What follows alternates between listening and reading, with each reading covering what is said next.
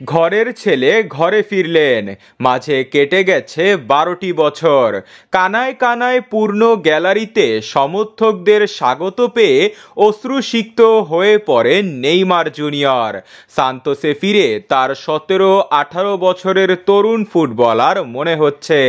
সব মিলিয়ে ইউরোপে 10 বছরের যাত্রা শেষ করে তিনি 2023 সালে যোগ দেন আল হিলালে।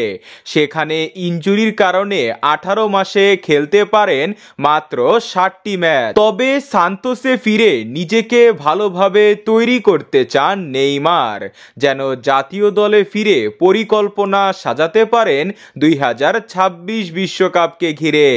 6 মাসের জন্য সান্তোসে ফিরলেও চাইলেই আরও 1টি বছর মেয়াদ বাড়াতে পারেন।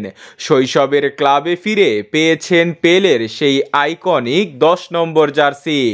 এখন ভক্ত ও সমর্থকদের প্রশ্ন উঠেছে যে সান্তোসের হয়ে 10 নম্বর জার্সি পরে কবে মাঠে নামবেন নেইমার।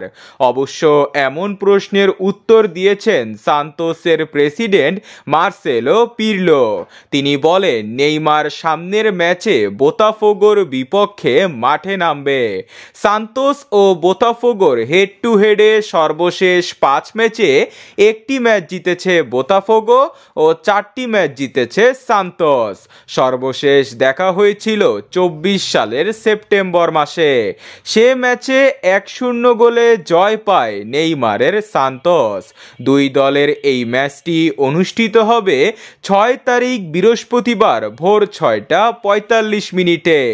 এই ম্যাচটি আপনারা এশিয়ার কোনো টিভি চ্যানেলে দেখতে পারবেন না।